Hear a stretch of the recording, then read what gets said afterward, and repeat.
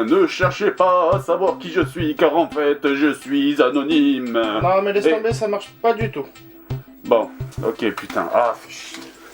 Bon, sérieusement, on rigole, mais en fait, si ça continue, on va pas rigoler longtemps, croyez-moi. Et en fait, si on est là aujourd'hui pour faire une vidéo tous en commun, c'est pour vous parler d'un sujet qui craint vraiment. Et oui, peut-être en avez-vous déjà entendu parler. Ou pas, car il semble que cette loi n'intéresse pas beaucoup Monsieur Pujadas ou Monsieur Pernaut.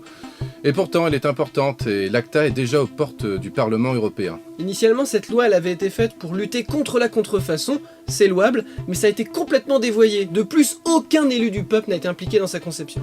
Il faut dire que c'est normal, elle a été écrite sous la dictée d'intérêts privés qui s'accrochent à un modèle économique dépassé. Le plus triste dans tout ça, c'est que personne n'en parle de l'ACTA. Je veux dire, bon, moi je suis pas trop les informations, mais en ce moment, je sais pas, on parle de cette espèce de concours people, là, des élections présidentielles, je crois que ça s'appelle. Et alors, l'ACTA, bon, c'est juste la loi la plus, c'est la loi qui nuit le plus à notre liberté sur Internet de 2012, mais personne n'en parle. En effet, il y a deux sortes de lois, les lois liberticides et les autres. Et non content de nous empêcher de partager, ACTA va aussi nous empêcher de créer, puisque tout contenu présentant une infraction au droit d'auteur sera susceptible d'être supprimé. Quant à son créateur, pour lui ce sera l'amende ou la prison. Dans ces conditions, il nous sera interdit de s'approprier et de détourner les produits culturels, et nous redeviendrons tous de simples consommateurs passifs et aphones, comme à la bonne vieille époque de la télévision. Avec une loi comme ça, terminée les tests de jeux vidéo, les séries abrégées, les parodies à la con, une grosse partie de la création amateur du net sera considérée comme illégale. Bah ouais, braquage, viol, 5 ans. Et toi?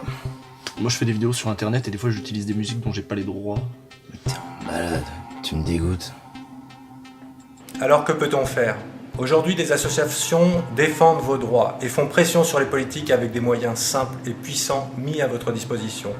Il s'agit de pétitions, d'emails à envoyer. Rapprochez-vous d'associations telles que Havas.org et la Quadrature du Net et agissez simplement pour préserver l'Internet de la censure qui veut lui être imposée. Est-ce que c'est utile? Oui. Par exemple, face au dernier rassemblement, l'Allemagne a fait machine arrière et a suspendu son vote sur le texte. Aux USA, la réaction massive des internautes a réussi à faire reculer les deux projets de loi américaines SOPA et PIPA qui, elles aussi, s'attaquaient à nos libertés individuelles. Alors, si vous ne voulez pas qu'Internet devienne un supermarché géant et si vous n'avez pas envie que YouTube devienne une plateforme de vidéos composée uniquement de vidéos de chats, allez visiter les liens en dessous et informez-vous sur ce qu'est réellement la loi ACTA. Bah moi je suis d'accord avec eux, les assurances AXA c'est vraiment des margoulins. Mais ils parlent pas des assurances AXA, ils parlent du traité ACTA. Bah c'est des margoulins quand même. Nous, ACTA, c'est une loi qui va nous foutre à poil.